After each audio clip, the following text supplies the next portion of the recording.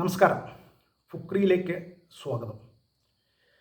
Brazilian ഇതിഹാസങ്ങൾ നമ്മൾ ഒരുപാട് തവണ ടി വിയിൽ കണ്ട് ശീലിച്ച നമ്മുടെയൊക്കെ ഓർമ്മ വെച്ച കാലം മുതൽ ബ്രസീലിൻ്റെ ഇതിഹാസ താരങ്ങളായി മാറിയ കളിക്കാരെല്ലാം ഈ സെപ്റ്റംബറിൽ കൊച്ചിയിൽ കളിക്കും.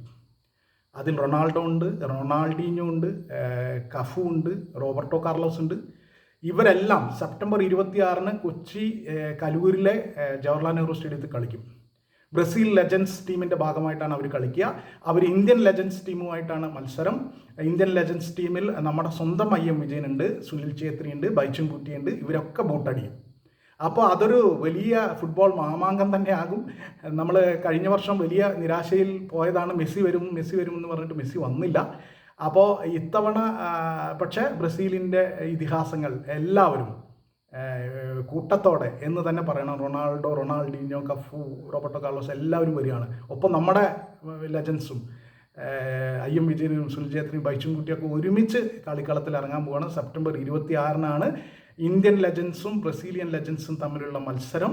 ആ മത്സരം പൊടി പാറും എന്നതിൽ തർക്കം വേണ്ട. നമുക്കൊക്കെ മലയാളികൾക്കെല്ലാം ഒരു നല്ല അനുഭവമായിരിക്കും ആ മത്സരം എന്നത് ഉറപ്പാണ്.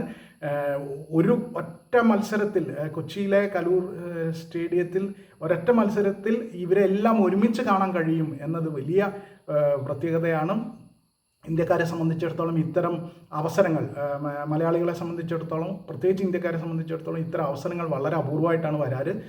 ലോക ഫുട്ബോളിലെ മഹാരഥന്മാർ വരുന്നത് അപൂർവം അവസരങ്ങളാണ്. ആ അവസരങ്ങളെല്ലാം ഇപ്പോൾ പണ്ട് ഡിഗോ മറഡോണ കേരളത്തിൽ വന്നപ്പോൾ അത് മലയാളികൾ നിറഞ്ഞാഘോഷിച്ചിരുന്നു. അതുപോലെ മെസ്സി വരുന്നതിനായി കാത്തിരുന്ന് നിരാശപ്പെട്ടവരാണ് നമ്മൾ. അപ്പോൾ ഇത്തവണ അങ്ങനെ ഒന്നും ഉണ്ടാകില്ല. ബ്രസീലിൻ്റെ ലെജൻസ് എന്തായാലും വരും. കാരണം അത് പ്രോപ്പറായ ഒരു മത്സരം തന്നെയാണ്.